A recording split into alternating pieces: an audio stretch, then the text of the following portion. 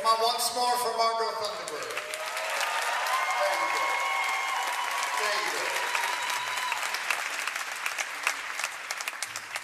You know, my son Nick is here tonight, and I have a daughter, and they were convinced all through their childhood that I was a very cranky person. Because they'd come down in the morning and I'd be yelling at the radio, I'd be yelling at the newspaper, you know, fighting political injustice. And my son would like stagger past in his pajamas and say, "Chill, Dad." But he doesn't know how easy he got off. Because compared to Michael Moore, I'm a pussy. Michael Moore took on General Motors.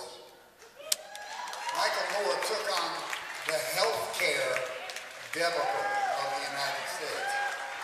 Michael Moore is the most unrepentant, outspoken, cranky radical that I know. He's my hero. So please welcome Michael Moore.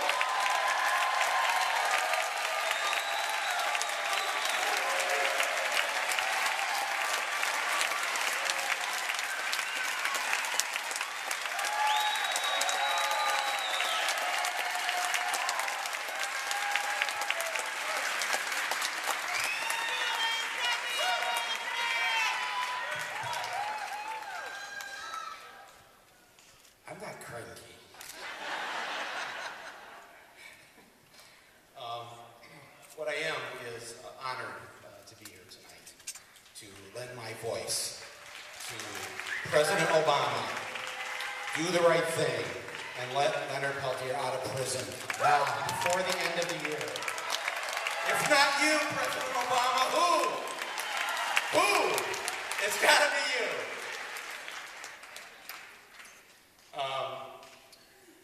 I followed this case for a very long time, and the idea of how we incarcerate people in this country, millions tonight sit in prison, and Leonard is there for a crime that he didn't commit, and has served 37 years, enslaved in a pen. What will history write about us and how we locked up some of our best people? There, but for the grace of God, you or I, when it comes to him. But there are so many others. I mean, this whole prison industrial complex that we have in this country. I just saw the movie of the Central Park 5. And I had just moved to New York the year of the trial. And if you remember, those of you who lived here then, all the newspapers and the media convicted these young men. And they did such an incredible job of convincing the public. As I remember it, if we could just speak honestly here, everybody believed it, right? Yeah. Okay, you didn't, but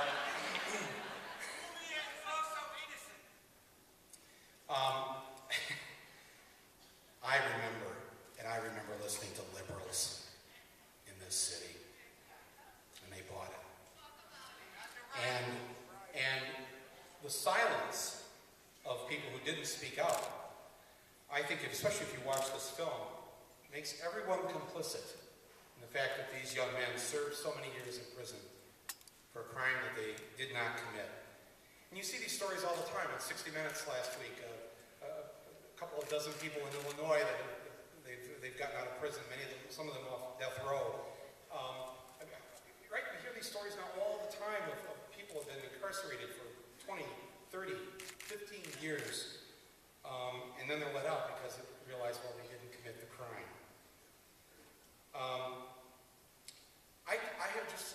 I decided some time ago that from now on, whenever I hear the police or the FBI or whoever present a case like one of these, I start with the assumption that they're lying.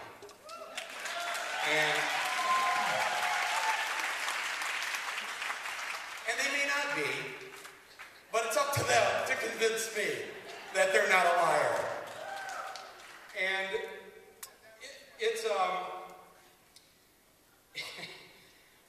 I just think that, yeah, I got to meet I.F. Stone before he died. And those are baby boomers applauding. But for the youngsters in here, he was a great journalist, and he didn't work for the man. He put out his own little newsletter every week or every other week called I.F. Stone's Weekly. And one of his famous things that was on his masthead that I remember, one of his slogans or whatever was, "All governments and corporations are run by liars, and nothing they say should be believed." That was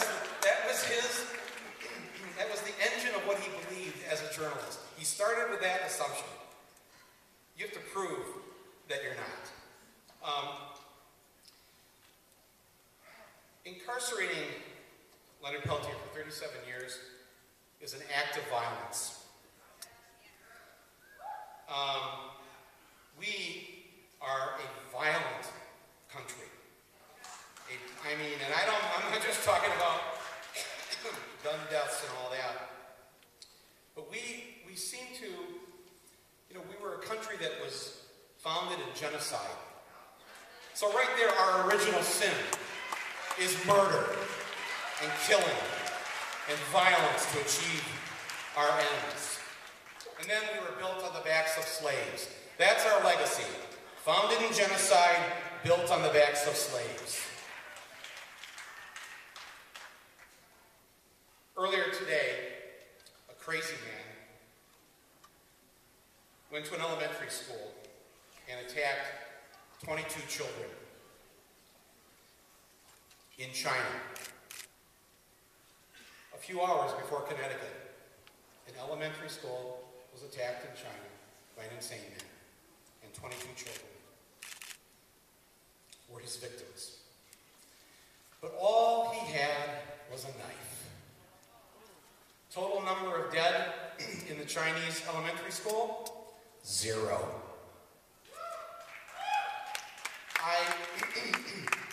I hope you don't mind, but I'd like to just say a few words about what happened today, because I've been concerned about this issue for a long time.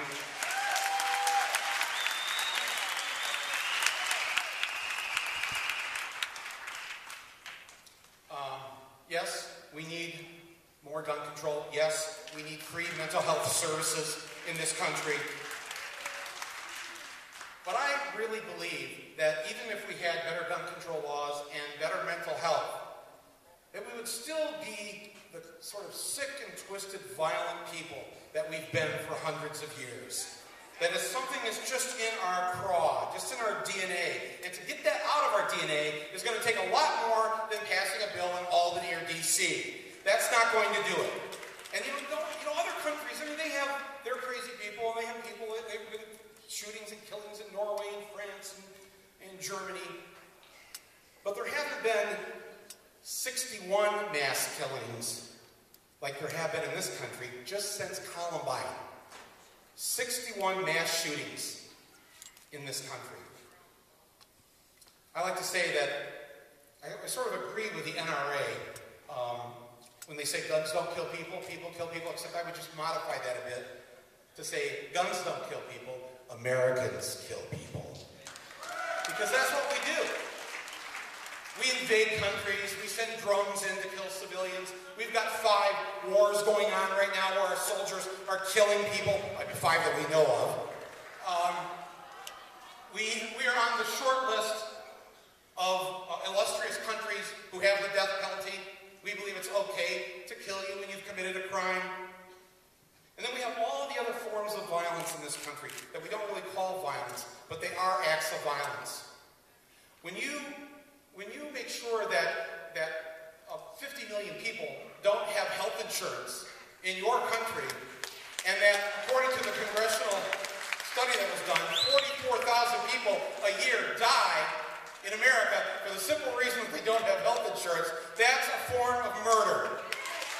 That murder is being committed by the insurance companies. When you evict millions of people from their homes,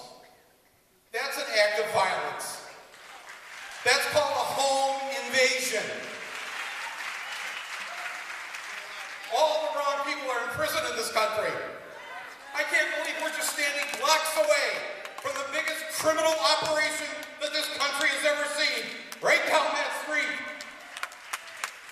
And not one of them has gone to prison for what they've done.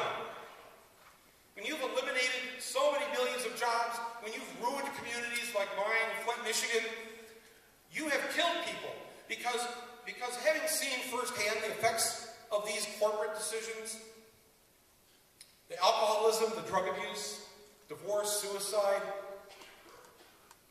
all the social problems that go along with this act of violence, but we don't call it violence, and no one's ever arrested for it.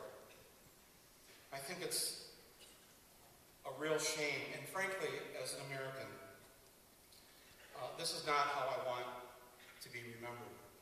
And so I think that we have a much larger job. We have to get Leonard out of prison immediately. We have to. I ask you to support the Innocence Project and the other projects at Northwestern University and others who are trying to get people out of prison who shouldn't be there.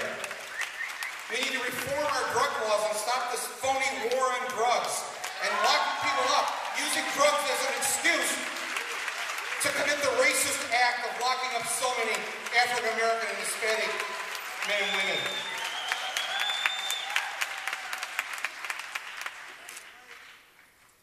I was watching Amy's show, or listening to it yesterday.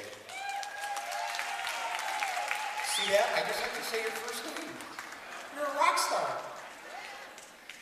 And she ran a videotape of Leonard in prison reciting some of his poetry. If you have a chance, you can go on the Democracy Now! Website and watch it.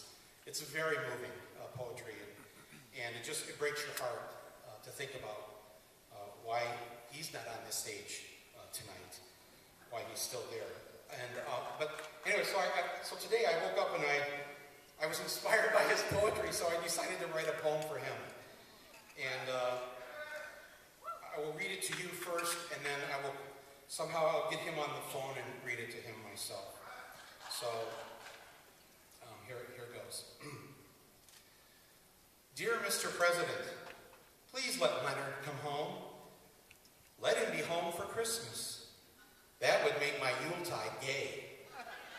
Let his troubles be far, far away. He's been gone some 37 years. Just think of what he's missed. I want to take him to IKEA and see if he can figure out how to put a coffee table and matching bookcase together. I want to take him to Starbucks and show him the difference between a grande and a venti.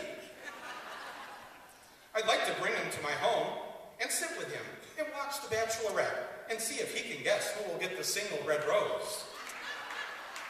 I want to ride the 7 train with him and go to Citi Field, named after a bank that fleeced millions of people, and show him that the Mets still suck. Although, 10 years into his prison term, they didn't.